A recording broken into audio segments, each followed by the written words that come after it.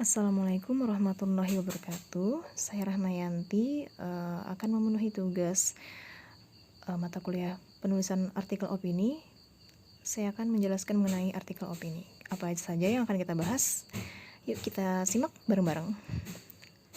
Yang pertama, definisi. Yang kedua, perbedaan. Yang ketiga, fakta. Yang keempat, opini. Yang kelima, strukturnya. Baik, definisi artikel adalah suatu karya tulis dengan panjang tertentu yang berisi gagasan atau fakta yang dapat membujuk, meyakinkan, mendidik, dan menghibur pembacanya, serta dipublikasikan ke suatu media seperti buletin, majalah, koran, website, media sosial, dan sebagainya. Ini perbedaan antara artikel, editorial, dan berita.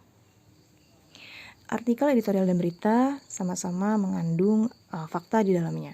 Yang kedua, artikel dan editorial sama-sama mengandung opini di dalamnya, sedangkan berita tidak ada opini.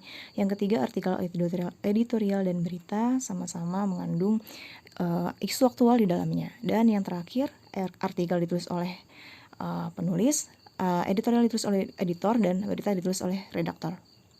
Kemudian, artikel opini mengandung fakta di dalamnya. Fakta ialah kenyataan atau peristiwa yang benar-benar ada atau terjadi. Yang kedua, fakta mengandung 5W1H dan terdapat bukti berupa data-data yang akurat. Contoh paragraf yang berisi fakta.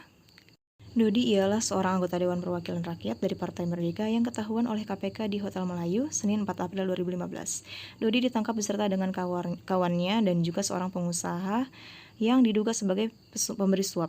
Petugas KPK segera membawa Dodi dan tersangka lain beserta barang bukti berupa uang sebesar 700 juta rupiah yang dibungkus dalam bungkusan kardus. Mereka dibawa ke kantor KPK untuk diminta keterangan. Petugas sampai sekarang masih mendalami motif penyuapan tersebut dan mencari tahu apakah ada orang lain yang terlibat di dalam acara haram tersebut. Hingga kini Dodi dan ketiga orang lainnya masih ditahan di dalam tahanan KPK. Berikut contohnya ya. Baiklah, selanjutnya artikel opini juga mengandung opini. Opini adalah pendapat, pikiran, atau pendirian seseorang terhadap sesuatu. Opini biasanya dapat menjawab pertanyaan bagaimana dan mengapa. Yang ketiga, menggunakan kata yang bertujuan menyampaikan sesuatu seperti sebaiknya, saran, pendapat, dan lain-lain.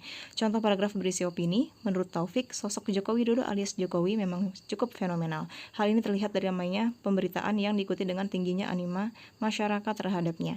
Akan tetapi, menurut Taufik, jika dibandingkan Ganjar, Jokowi masih kalah fenomenal. Dia menilai Jokowi besar karena peran media, sementara itu Ganjar merupakan sosok yang militan.